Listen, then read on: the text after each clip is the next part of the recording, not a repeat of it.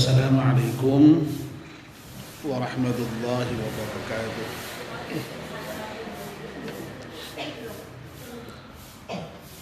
Bismillahirrahmanirrahim. Alhamdulillahi rabbil alamin. Wassalatu wassalamu ala asyrafil mursalin Sayyidina wa maulana Muhammadin wa ala alihi wa sahbihi ajma'in, amma ba'd. Ibu-ibu jamaah pengajian Masjid At-Taqwa, jamaah pengajian putri ya, Masjid At-Taqwa yang dimuliakan Allah Subhanahu wa taala. Alhamdulillah, kita panjatkan syukur kepada Allah Subhanahu wa taala yang pada sore hari ini atas limpahan rahmat dan nikmatnya kita bisa hadir di serambi Masjid At-Taqwa ini untuk melaksanakan aktivitas rutin mingguan kita di hari Jumat sore, yaitu pengajian jamaah putri. Kita mohon kepada Allah Subhanahu wa taala semoga kehadiran kita di majelis taklim ini dicatat sebagai amal ibadah kita. Nah, sekarang kita tambah ya, mengenai bukti-bukti cinta kita kepada Rasulullah Shallallahu Alaihi Wasallam atau bentuk cinta kita kepada Rasulullah itu apa? Yang kedua, ya, di samping mencintai Rasulullah sendiri, sebagai bukti kalau kita itu cinta dengan Rasulullah, juga kita mencintai orang-orang yang dicintai oleh Rasulullah.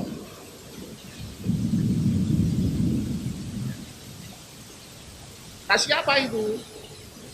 Nah, orang yang dicintai Rasulullah ya, yang pertama tentu saja adalah wa alihi, ya, keluarganya. Jadi cinta dengan keluarga Nabi itu harus, ya, harus itu cinta dengan keluarga Nabi. Ya. Bahkan nuwun sewu, ada satu golongan umat Islam itu yang dalam hal kecintaannya kepada Nabi dan kepada keluarga Nabi itu dengan cara-cara yang sangat khusus, melebihi pada umumnya umat Islam yang lain. Karena apa? Karena kecintaannya kepada keluarga Nabi itu harus diikuti dengan benci kepada sahabat yang lain. Jadi untuk menunjukkan cintanya kepada keluarga Nabi itu sampai harus diikuti dengan menunjukkan kebenciannya kepada sahabat yang lain. Bahkan tidak hanya benci, bahkan melaknat, harus melaknat. Ya. Itu ada, golongan Islam yang seperti itu ada. Itulah yang kita kenal dengan golongan Syiah. Jadi orang Syiah itu cintanya kepada keluarga Nabi sangat luar biasa. Sampai sangat luar biasanya cintanya itu sampai diwujudkan dengan membenci sahabat-sahabat tertentu yang lain.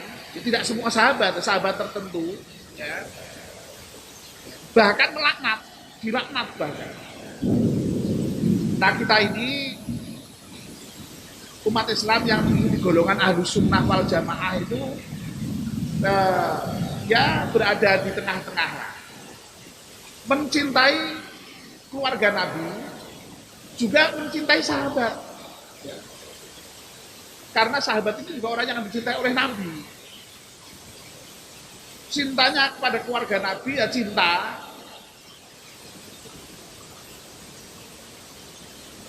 tapi tidak harus sampai diwujudkan dalam bentuk membenci, bahkan melaknat sahabat-sahabat lain tertentu. Tidak harus.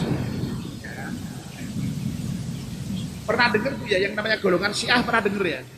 Syiah. Tidak dengar ya?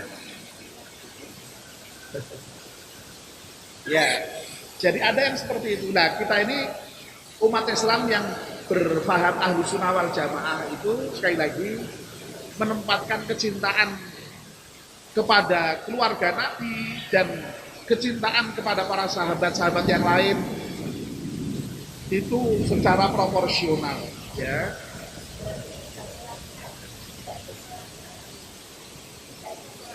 Tidak ikut pelaknat, tidak ikut membenci sahabat yang lain. Karena mencintai sahabat juga termasuk bagian dari mencintai Nabi. Ya, nanti, jadi ini yang baru kita sebut, baru keluarganya, tapi juga sahabatnya. Ya. Kita juga harus mencintai sahabat Nabi. Ya. Para sahabat Nabi juga harus kita cintai. Ya. Abu Bakar, Umar, Utsman, ya. Nah, kenapa orang-orang seperti Abu Bakar, Umar, Utsman ini kok tadi dibenci oleh orang Syiah tadi? Ya, ya karena dalam pandangan mereka itu seharusnya yang menjadi khalifah itu ya Ali. Ya, jadi Abu Bakar, Umar, Utsman itu dianggap apa istilah ini? Dianggap mengambil hak yang bukan haknya. Kira-kira begitu cara berpikirnya mereka. Ya. Tapi sekali lagi, kalau kita baca sejarah, uang pemilihan Abu Bakar ya lewat musyawarah, ya toh, dan seterusnya, dan kita anggap sebagai Amirul Mukminin. Nah itu ya kita tetap kita menyebutnya Khulafaur Rasyidin yang oleh Nabi juga sudah ditanggung pasti baiknya karena dipandang sebagai Ar-Rasyidin yang sudah mendapatkan petunjuk. Bahkan kita ini diperintahkan Nabi untuk mengikuti sunnah Nabi dan sunnah para Khulafaur Rasyidin Al-Mahdiyin yang mendapatkan petunjuk. Nah jadi ini ya, jadi sekali lagi kecintaan kita kepada Nabi harus diwujudkan juga dengan mencintai keluarga, lalu pasti juga mencintai sahabat. Makanya kalau kita mendoakan Nabi itu biasanya lalu kemudian selalu Nabi, setelah Nabi yang disebut siapa? Ya keluarganya, lalu juga istrinya, ya, lalu para sahabatnya, lalu ya orang mukmin semua, karena orang mukmin itu merupakan pengikut Nabi. Makanya mencintai mukmin ini juga kewajiban. Ya. Jadi jangan sampai kita itu membenci sama mukmin. Ini juga sebagai wujud dari kecintaan kita kepada Nabi kita Muhammad Shallallahu Alaihi Wasallam. Makanya mencintai mukmin itu juga berkali-kali ditekankan oleh Nabi, ya. Sampai digambarkan perumpamaan cintanya orang mukmin terhadap mukmin yang lain itu bagikan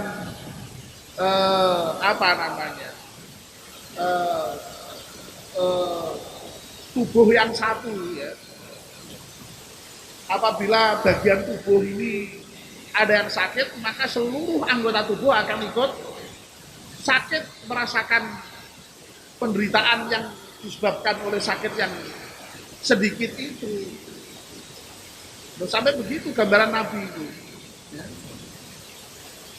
Nah, wujud kecintaan ya nanti kemudian diwujudkan dalam bentuk saling menghormati, saling tolong menolong, ya. Itu lebih lanjut lagi. Jadi ini bukti atau wujud kecintaan kita kepada Nabi yang berikutnya, ya. Di samping mencintai Nabi itu sendiri, kita juga harus mencintai keluarganya, mencintai istrinya, mencintai sahabatnya, dan juga mencintai para pengikut-pengikutnya. Ya.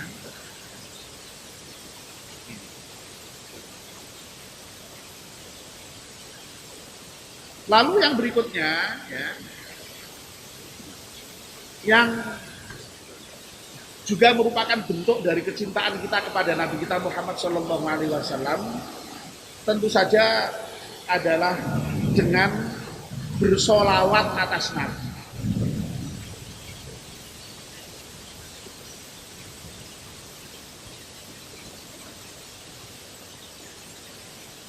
Jadi bersolawat atas Nabi itu juga merupakan bukti kecintaan kita kepada Nabi kita Muhammad Sallallahu Alaihi Wasallam. Dan solawat ini sudah berkali-kali kita sampaikan dan sudah banyak yang menyampaikan. Ya. Tidak ada ya perintah dalam Al-Quran itu ya, yang Allah sendiri sebagai zat yang memerintahkan itu juga melaksanakan, kecuali membaca solawat. Jadi solawat itu makanya istimewa. Allah memerintahkan, tetapi Allah sendiri juga melaksanakannya. Ibu-ibu saya yakin hafal itu ayatnya ya. A'udzubillahi minasyaitonirrajim. Innallaha wa malaikatahu yusholluna 'alan nabi ya ayyuhalladzina amanu shallu 'alaihi wa sallimu taslima. Kalau tidak salah di dalam surat Al-Ahzab ya, surat 33 ayat 56 kalau tidak salah.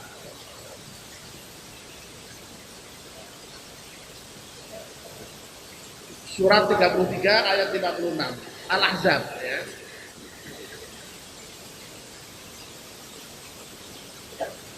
Innallaha sesungguhnya Allah wa malaikatahu, bahkan malaikat-malaikatnya Allah ya. Tidak hanya Allah sendiri, termasuk malaikat Allah ya. Yusholluna 'alan nabi, bersolawat atas nabi. Ya ayyuhalladzina amanu, wahai orang-orang yang beriman, shollu 'alaihi, karena itu kamu bersolawatlah atas nabi. Wasallimu taslima, dan juga bertaslim, mendoakan keselamatan Nabi dengan sungguh-sungguh mendoakan keselamatannya. Jadi sebenarnya sholawat yang lengkap itu sholawat dan salam. Ya. Nah, kita seringkali menyebutnya hanya sholawat saja. Tapi sesungguhnya yang diperintahkan Allah itu sholawat dan salam.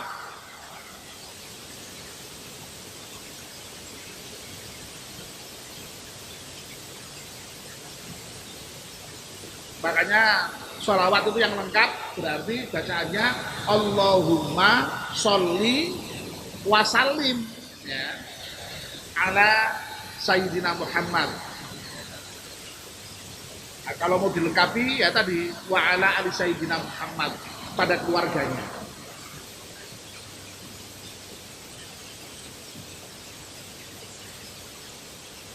Nah, ibu-ibu yang dirahmati Allah Subhanahu wa taala, membaca sholawat ini luar biasa ya. Dari segi perintahnya tadi sudah jelas ya, sampai diperintahkan Allah langsung, Allah sendiri memberikan contoh, malaikat memberikan contoh, ini kan luar biasa. Jadi tidak ada perintah yang Allah sendiri melakukan, itu tidak ada ya. Ya ini sholawat ini ya. Lalu kemudian fadilahnya juga luar biasa ya. Masya Allah, membaca sholawat itu ya banyak sekali ya fungsinya ya, kedudukannya. Misalnya ya, saking pentingnya sholawat itu sampai sholawat itu menjadi rukun sholat ya, rukun sholat. Sholat tidak membaca sholawat tidak sah sholatnya. Loh, ini menunjukkan betapa yang namanya sholawat itu sangat penting.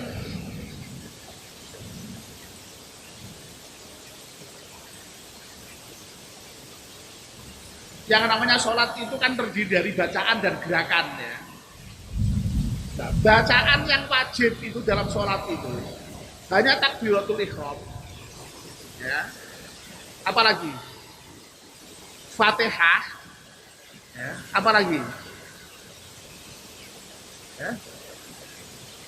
Tasyahud akhir, sholawat ya. Lalu assalamualaikum yang pertama. Hanya 5 saja ini yang harus dilakukan, yang merupakan rukun. Yang lainnya itu sebenarnya sunnah semua itu. Kabiro, surat-suratan, Allahu Akbar, Subhana Rabbiyal A'la, Subhana Rabbiyal Azimi ya. Yang tidak boleh tidak dibaca ini. Takbiratul Ihram, Fatihah, tasyahud akhir, sholawat, dan Assalamualaikum itu di bagian yang pertamanya.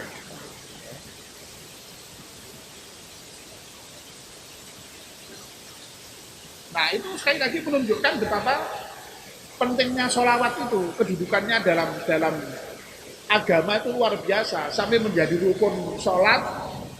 Artinya apa rukun itu? Kalau tidak dibaca pada saat sholat, berarti sholatnya tidak sah. Nah oleh karena itu ya kita itu ya karena kita sholat saben hari, paling tidak kita itu sudah membaca sholawat ketika sholat. Tapi apakah cukup itu? Tidak. Karena apa? Karena Nabi kita Muhammad SAW itu pernah bersabda, nanti orang di akhirat itu, seperti kita di dunia ini kan juga kedudukannya bermacam-macam ya, tingkat-tingkatnya. Ada yang rendah, ada yang sedang, ada yang tinggi, bahkan ada yang rendah sekali, ada yang tinggi sekali ya. Itu diantaranya ditentukan oleh seberapa banyak sholawat. Jadi seberapa banyak sholawat kita kepada Nabi itu nanti akan menentukan tinggi rendahnya posisi kita di akhirat. Dekat dan tidaknya kita dengan Nabi kita Muhammad SAW. Coba bayangkan kalau misalnya kita besok di akhirat kok bisa bersama dengan Nabi, sangat dekat, itu kayak apa nikmatnya. Ya. Wong kita itu di Madinah itu Masya Allah ya, baru lihat masjid Madinah ya, itu sudah nangis kita ya, apalagi sampai ke Raudhah apalagi sudah menghadapi makam Nabi, baru lihat makamnya aja itu sudah gero-gero kita ya toh. Betapa kerinduan kita kepada Nabi itu yang tidak pernah ketemu aja itu sudah Masya Allah itu ya. Dan Nabi itu memang pernah menyatakan itu ya. Jadi barang siapa yang berziarah kepada Nabi pada saat sudah wafat sekalipun, itu nilainya sama dengan berziarah pada Nabi ketika masih hidup. Itulah makanya orang lalu senang itu ya, berziarah ke makam Rasulullah SAW. Ya. Dan itu luar biasa. Ya. Dan coba bayangkan, kalau kita tahiyat itu kan, tahiyatnya itu at-tahiyatul mubarakatus sholawatut thayyibatu lillah, assalamu alaika ayyuhan nabi. Kita tidak menggunakan assalamu ala sayyidina Muhammad ya, tapi menggunakan dhamir orang kedua. Assalamu alaika, salam untukmu wahai Nabi. Loh, kalau kita itu berbicara menggunakan dhamir atau kata ganti orang yang kedua, itu menunjukkan kita itu jauh atau dekat itu? Dekat. Kita membayangkan seakan-akan Nabi itu ada di hadapan kita itu. Nah kalau kita tahiyatnya di Masjid At-Taqwa itu kan tetap masih jauh bayangannya itu ya. Tapi kalau kita sudah di Madinah itu, di Masjid Nabawi itu Nabi di situ, itu betapa yang kemudian menjadikan kita ya Masya Allah, kalau di Madinah itu serasa terharu biru gitu ya. Perasaan kita itu ya tapi pengalaman orang beda-beda ya. Rasa-rasanya kalau kita menyebut assalamu alaika ayyuhan nabi wa rahmatullahi wa barakatuh, waktu itu kok seakan-akan Nabi itu di hadapan kita. Dan kita kalau bisa seperti itu, membayangkan seperti itu.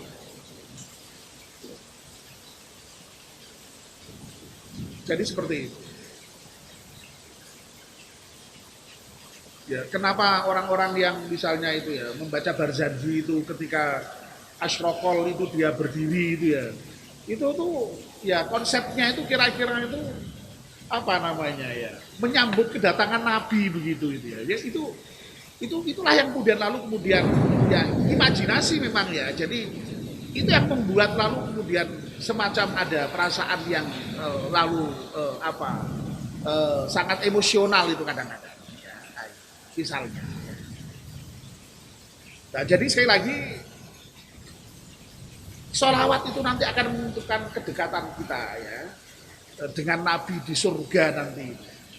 Semakin banyak sholawatnya, insya Allah kita semakin dekat kepada Nabi. Nah bayangkan itu umatnya Nabi itu sak dunia sejak dulu sampai besok hari kiamat itu berapa itu jumlahnya ya. Nah makanya lah ini diantara nanti yang menentukan apa dekat dan tidaknya dengan Nabi itu sholawat kita. Oleh karena itu ya sholawat itu ya sering kali dibaca, nganggur-nganggur maca sholawat. Jadi diperbanyak saja karena sholawat itu mentes ya, digunakan sambil apa saja, dilakukan sambil apa saja, baca saja sholawat. Nah yang paling ringkas ya Allahumma sholli ala Muhammad. Kalau mau ungkap ya Allahumma sholli ala Muhammad wa ala alihi wa sallam ya, pakai salam tadi itu mendoakan keselamatan, jadi sholawat dan salam. Atau Allahumma sholli wa sallim ya ala sayyidina Muhammad ya. Oke ya, jadi itu. Jadi sholawat menentukan apa tadi? Tinggi dan rendahnya posisi kita di akhirat, dekat dan tidaknya kita dengan Nabi kita Muhammad Shallallahu Alaihi Wasallam. Oleh karena itu hendaknya diperbanyak sholawat ini. Lalu pentingnya sholawat ini juga pernah dinyatakan Nabi seperti ini. Orang itu yang paling kikir, kata Nabi, orang itu yang paling kikir itu kok bukan orang kalau dimintai sedekah enggak mau, itu enggak. Orang yang paling kikir kata Nabi itu adalah orang yang kalau mendengar namaku disebut tapi tidak bersolawat atasku, itu paling kikir kata Nabi. Makanya tradisi kita kalau mendengar kata-kata Muhammad disebut, kita langsung Allahumma sholli ala Sayyidina Muhammad. Nabi disebut lagi Nabi Muhammad Sallallahu Alaihi Wasallam. Nah itu juga bisa ya, Sallallahu Alaihi Wasallam. Kalau Sallallahu Alaihi Wasallam itu karena namanya sudah disebut, makanya kita tinggal pakai hi saja, itu dhamir ya, kata ganti.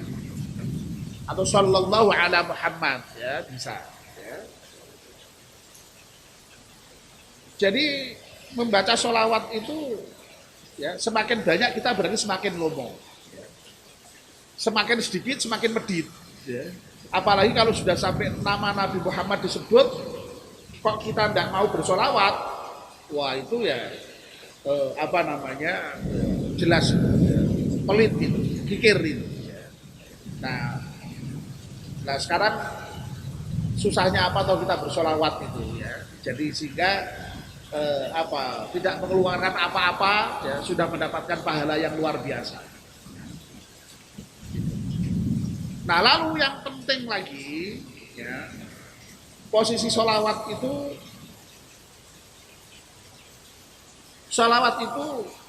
menjadi semacam pasbet dalam doa ya.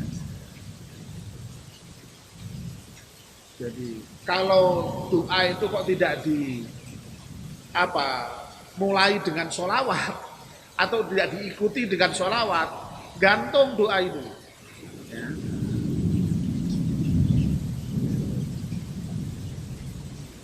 Ibu-ibu pernah itu ya dengerin atau melihat kuis itu ya, kuis di TV, di radio itu ya, pernah ya. Nah, itu kan biasanya pakai password ya. Passwordnya apa Bu? Passwordnya apa Pak? Nah, kalau misalnya ditanya passwordnya aja kok enggak tahu, dia langsung jawab, jawabannya benar, diterima enggak Bu? Enggak. Ya, itu pentingnya password gitu ya. Ya. Apalagi kalau sampai kepada persoalan komputer elektronik itu tidak ada passwordnya, tidak ada passwordnya, tidak bisa masuk. Ya. Itu pentingnya password.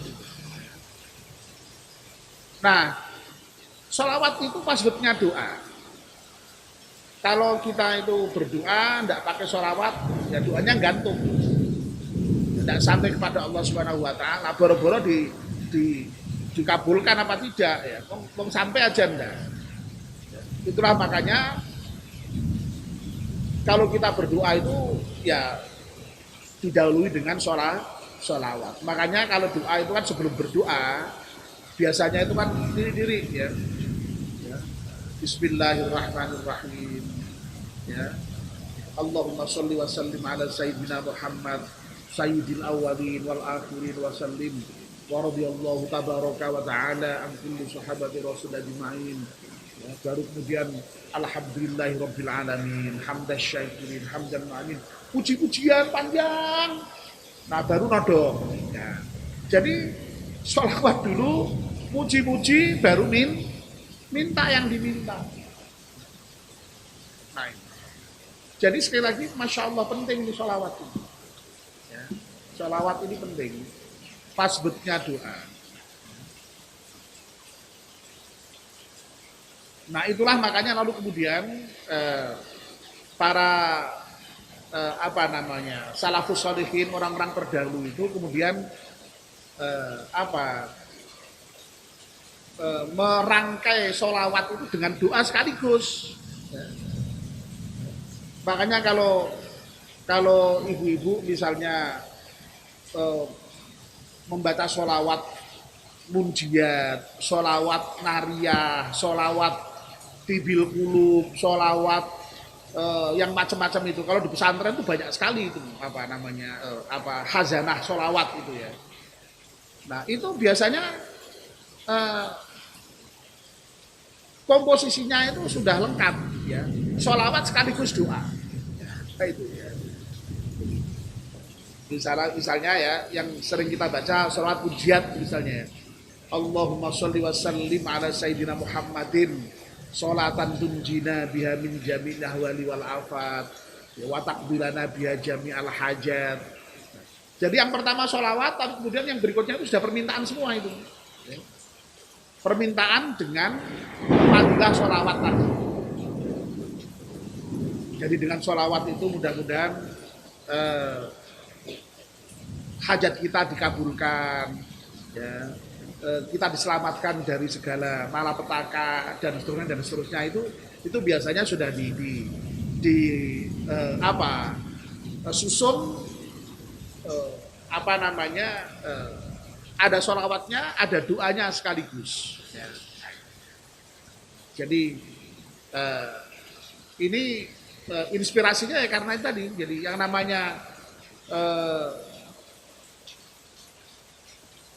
sholawat itu merupakan passwordnya doa. Jadi doa kalau tidak didahului atau diikuti dengan sholawat maka itu akan menggantung.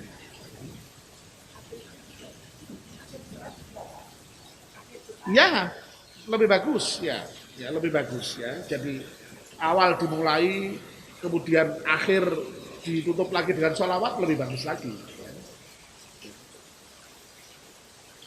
Puji-pujian juga begitu, biasanya kan juga di awal sudah alhamdulillah, belakangnya juga masih ada walhamdulillahi rabbil wa akhiru da'wahum alhamdulillahi rabbil alamin. Jadi di bagian juga ada, akhir juga ada hamdalah lagi. Jadi intinya doa itu sholawat, puji-pujian, baru kemudian permohonannya itu sendiri. Bahkan seperti yang sering saya sampaikan ketika kita mengkaji doa-doa yang makbur itu, banyak sekali doa itu yang tidak ada permohonannya. Doa itu ya hanya memuji-muji Allah saja. Dan memang level memuji itu kalau dalam pandangan tasawuf lebih tinggi ketimbang berdoa. Kalau berdoa itu untuk kepentingan saya, tapi kalau memuji itu sudah kita tidak punya kepentingan apapun. Ya. Tapi apakah berdoa salah? Ya enggak, wong doa itu juga diperintahkan Allah Subhanahu wa Ta'ala. Jadi tidak ada yang salah. Cuma Kalau dalam pandangan sufi itu sekali lagi memuji itu lebih utama ketimbang berdoa. Sekali lagi karena memuji itu semata-mata Allah. Ya. Tapi kalau berdoa, nah ya, lah justru itu makanya jadi kita tidak usah minta sekalipun Allah sudah tahu. Jadi seperti iklannya Sprite itu ya. Kau tahu yang ku mau, misalnya. Jadi tidak usah ngomong sekalipun kau tahu yang ku mau gitu ya. Jadi makanya itu orang haji itu kan ya doanya banyak ya, kalau ngapalkan doa ya susah baca juga. Piye wong kadang-kadang ya rebutan kayak gitu, dorong-dorongan macane piye kan ya. Ya kadang-kadang ya guyonannya kan begitu, ya Allah semoga kau kabulkan doa yang ada dalam buku ini.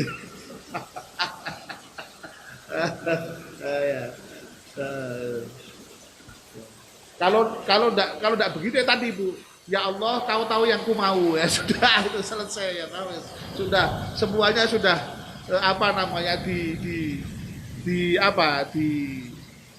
diringkas ya dalam doa yang seperti itu. Tetapi dirinci-rinci juga bagus, bahkan tradisi kita itu bahkan kalau mendoakan orang-orang itu sampai dicatati toh. Dicatati, wah ini si anu ini minta didoakan apa itu juga disebutkan, ya Allah si anu ini minta didoakan ini, ya Allah semoga kau kabulkan, ya Allah si anu minta didoakan semoga kau kabulkan, ya Allah si anu. Wah itu kalau mau bagus begitu ya dieksplisitkan parem ya. Dan pengalaman kita itu kan kalau di Mekah, di Madinah itu kan biasanya orang-orang yang dekat-dekat dengan kita itu terbayang, itu biasanya terbayang, dan itu yang kita doakan. Misalnya dulu saya pernah menyebut Pak Muzaini itu. Pak Muzaini itu selalu itu ada di bayangan saya itu. Waktu saya haji yang pertama itu. Ya itu. Masya Allah itu dulu itu. Ya karena saya dekat di masjid sampai dari ketemu itu, ya itu ya. Ya Allah sampai begitu. Sampai pulang saya sampaikan Pak Muzaini itu. Sampai saya sampaikan langsung kepada Pak Muzaini. Waktu itu. Ya. Yang pertama 2006 Bu, waktu itu Bu. Pak Muzaini belum daftar haji waktu itu ya. Ya. Jadi itu sholawat ya. Jadi sholawat, Masya Allah. Jadi luar biasa posisinya. Nah sekali lagi intinya adalah ya hendaknya kita memperbanyak sholawat itu. Pokoknya diperbanyak. Ya. Dalam kesempatan apa saja kita bisa bersolawat.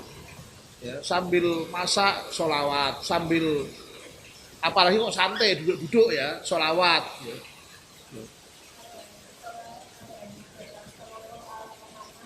Enggak apa-apa.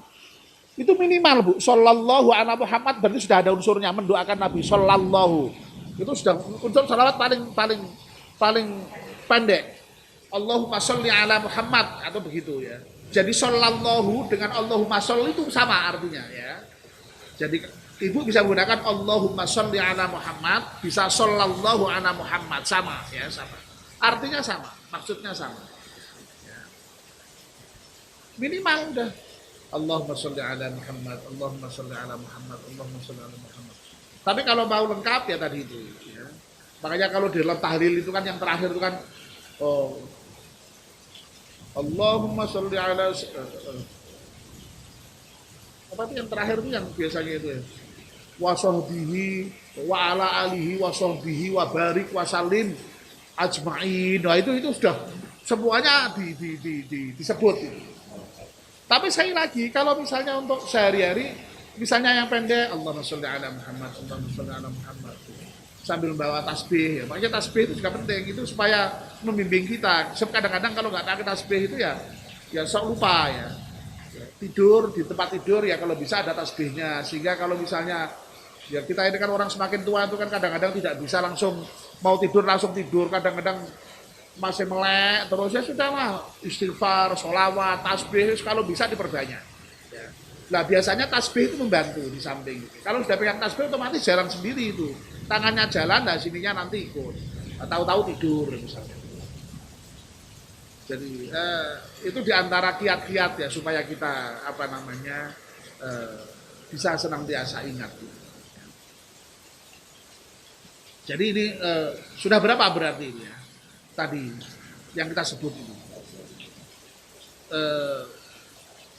Mengikuti sunnah Nabi, ya, lalu kemudian mencintai orang-orang yang dicintai Nabi, ya, lalu kemudian yang ketiga membaca sholawat atas Nabi. Empat. Yang nomor tiga apa tadi?